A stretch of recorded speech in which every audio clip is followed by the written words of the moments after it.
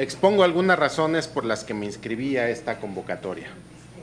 La primera razón es porque si me eligen para el cargo, la finalidad de mi ejercicio sería o la liquidación del actual CNDH o su refundación.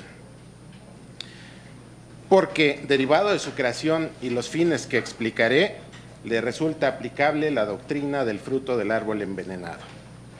Para ello expondré brevemente qué son los derechos humanos vigentes en la legislación nacional. De acuerdo a la página web de la CNDH, son prerrogativas sustentadas en la dignidad humana. Acudimos a la Real Academia de Lengua Española para saber el significado de la palabra prerrogativas y el resultado es que es un privilegio. Un privilegio resulta ser una ventaja exclusiva. De la interpretación gramatical anterior se desprende que la CNDH fue creada por intereses ajenos a la nación y a lo largo de estos ha enarbolado ventajas oprobiosas para las clases sociales menos favorecidas. Como ustedes saben, la CNDH es una institución creada al amparo del neoliberalismo. Sus actuaciones y omisiones no dejan lugar a dudas, ya que en ellas se palpa que las clases menos favorecidas han sido despreciadas u olvidadas. Se percibe la soberbia del capitalismo radical. Ha sido ciega ante la miseria de millones de mexicanos en extrema pobreza. Ha sido, en resumen, omisa en defender a la ciudadanía ante las graves violaciones sistemáticas y generalizadas, ya que ha permitido en la práctica y en las leyes vigentes en la nación que la delincuencia organizada sea considerada como un derecho humano, contraviniendo el espíritu de su concepción. La CNDH debe tener como principal fundamento de actuación a las víctimas directas e indirectas y no defender como prerrogativa principal los derechos procesales de la delincuencia común y organizada. Seguramente ustedes coincidirán conmigo de que la CNDH ha sido omisa en proponer al Congreso de la Unión el tener facultades para iniciar leyes o decretos en su materia, adicionando para ello el numeral romano V al artículo 71 constitucional. Otro problema grave es que en la Constitución la presunción de inocencia es acotada y restringida. Lo anterior se puede constatar al leer 3 artículos 16, 22, 29 constitucionales. En México no debemos aplicar doctrinas extranjeras de países con un elevado estado de bienestar social, ya que somos una nación empobrecida y satelital del neoliberalismo, donde no existen oportunidades de desarrollo personal para la clase baja, ya que delinquir para los pobres es una opción real para generar riqueza. La CNDH ha hecho mutis para impedir por las vías legales y políticas que los derechos humanos en nuestro país no se restrinjan y no se acoten con doctrinas extranjeras que no le son aplicables a nuestra sociedad. Derivado de lo anterior, considero que existe un fracaso total en materia de derechos humanos y queda como una realidad, desde mi perspectiva, lacerante y vergonzosa, en la cual todos hemos sido protagonistas, ya que se ha permitido, por acción u omisión, la violación sistemática y generalizada de los derechos humanos de la sociedad. También así lo reconoció en febrero la Dirección General de Difusión y Publicaciones del Instituto Belisario Domínguez de este Senado de la República. Es por ello que hoy hago un llamado a su conciencia, a su razón, para que le hagan saber al pueblo de México que la única opción para salir del subdesarrollo es que los derechos humanos sean redeterminados y se permita su ejercicio irrestricto como principal motor del desarrollo y de la economía nacional. A la par, requerimos un defensor progresista de los derechos humanos de la población que señale a los culpables de las violaciones y de propiciar con ello la corrupción e impunidad extremas en las que vivimos. México requiere un aliado de la justicia, no un palero de la impunidad. El nuevo titular de la CNDH debe entender también y proteger el desempeño de los periodistas, los defensores del ambiente y de los derechos humanos. Honorables legisladores, los ciudadanos de la República requerimos de su apoyo, sin matices o modulaciones, de su voluntad política y de su pensamiento liberal en pro de la ciudadanía, como una clara muestra de su amor a la patria. Todos somos el problema, construyamos la solución. Muchas gracias. Muchas gracias. Doctor, la pregunta que hacen las organizaciones es la siguiente. ¿Cómo concibe usted al principio pro persona y cuál ha sido su utilidad en México? ¿Considera necesario iniciar el debate de una comisión de la verdad en México sobre la crisis humanitaria que atraviesa nuestro país? Por sus respuestas, gracias. Tiene hasta 4 minutos para contestar. Muchas gracias. Muchas gracias por las preguntas. El principio pro persona, creo yo, se instituyó desde el 16 de junio de 2008, en que por primera vez en la Constitución se instituyó la presunción de inocencia. Posteriormente, el 6 de junio, donde se reforma los artículos que dan origen a la Ley de Amparo, y el 10 de junio, en que se reforma el título primero, capítulo primero de la Constitución. De aquí el principio pro persona está en el párrafo segundo del artículo primero constitucional, en la cual, en materia de derechos humanos, se le debe devolver a la ciudadanía el derecho que más en amplitud le proteja y le garantice. Creemos que ha habido avances sustanciales, sin embargo, estos no han sido suficientes todavía. Por lo tanto, debemos trabajar para que los derechos humanos realmente sean progresivos y no sean acotados o restringidos de manera innecesaria, en tanto en nuestra legislación como en el actuar diario de la ciudadanía y de las instituciones de este país. Creo que el derecho pro persona tiene su único límite en no invadir los derechos de otros. Todos somos seres humanos y tenemos que tener valores. Los valores son suficientes para detentar nuestros actos jurídicos.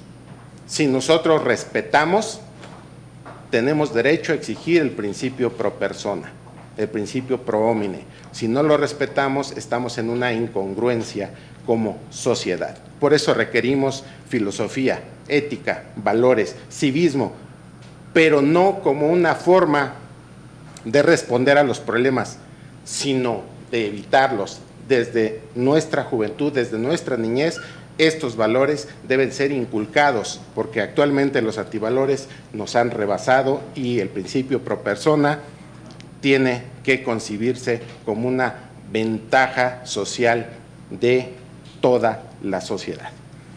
Si considero que debe haber una comisión de la verdad, esto en primer término me resultaría práctico realizarlo, pero me apenaría como mexicano. Que los mexicanos, nuestras instituciones, no somos lo suficientemente responsables y capaces de responder a los planteamientos y a los serios problemas de delincuencia que enfrentamos. Tenemos que buscar una comisión de la verdad porque somos omisos en realizar los actos como ciudadanos de la República atendiendo al artículo 34 constitucional. Me resulta difícil pensarlo, pero creo que en el camino sí podríamos instaurarla. Muchas gracias. Gracias, senadores.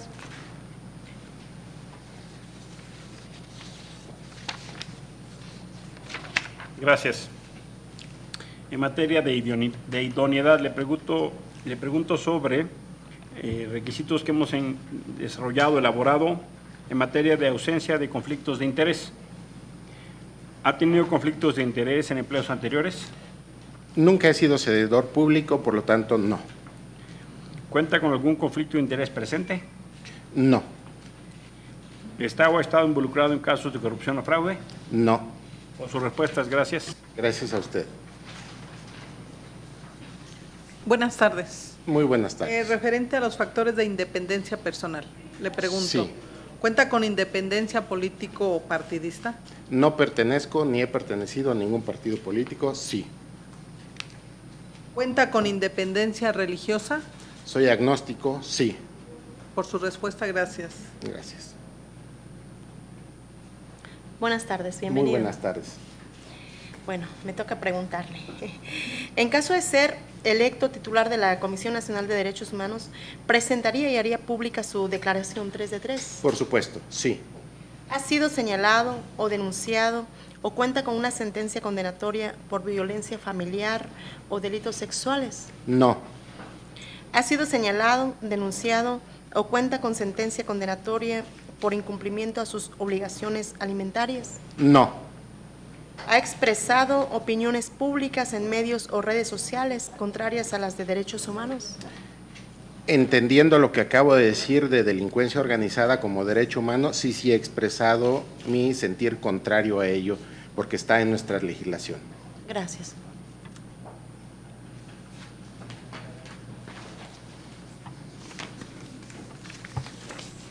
Voy a referir a su experiencia.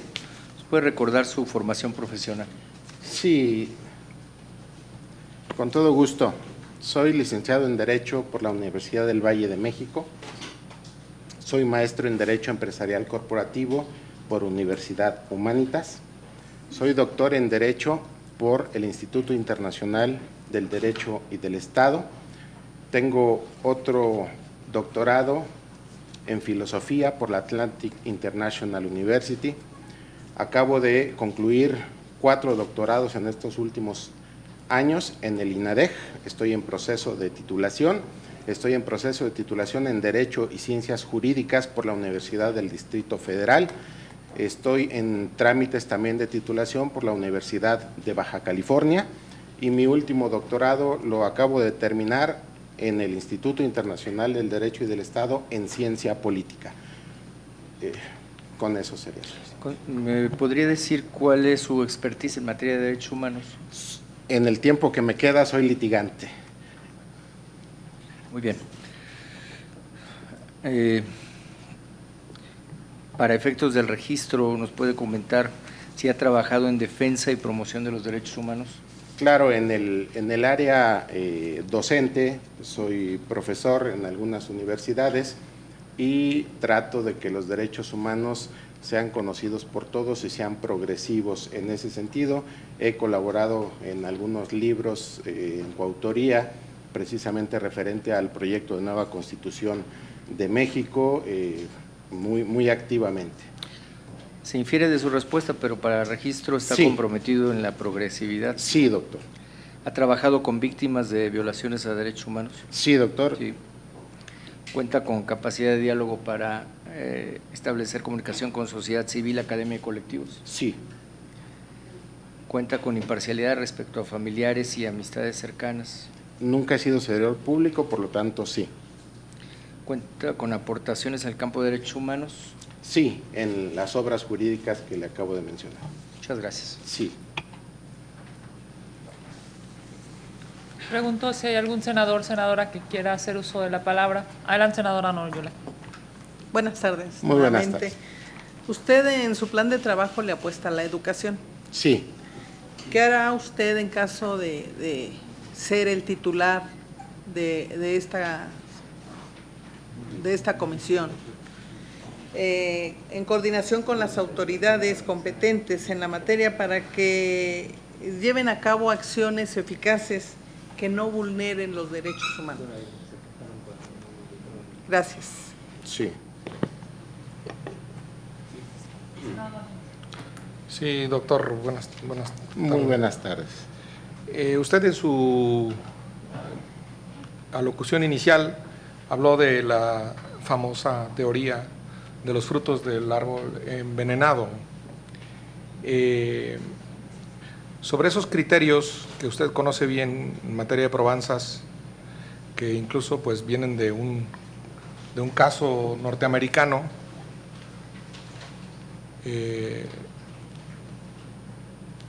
¿cómo hacerlos coincidir, compaginar al mismo tiempo con otra teoría en materia de probanzas del descubrimiento inevitable de la prueba?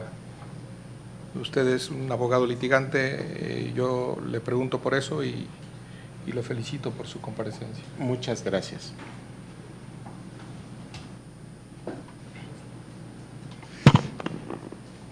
Yo le quisiera pedir si nos puede explicar, porque no le alcancé a comprender esta diferencia con la delincuencia organizada.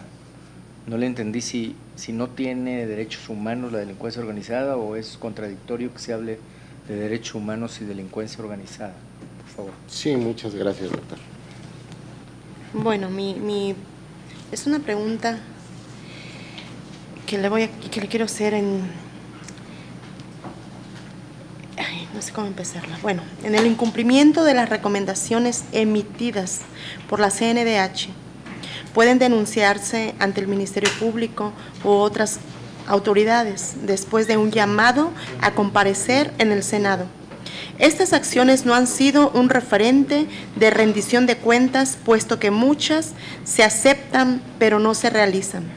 ¿Qué estrategias propone para que esta sea una acción de rendición de cuentas útil y expedita?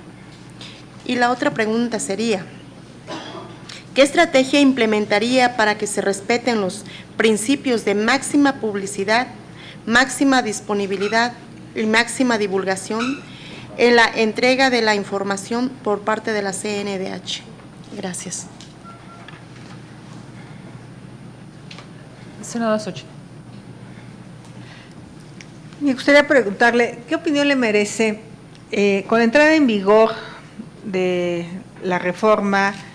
Pues la presunción de inocencia era la base del nuevo sistema penal acusatorio.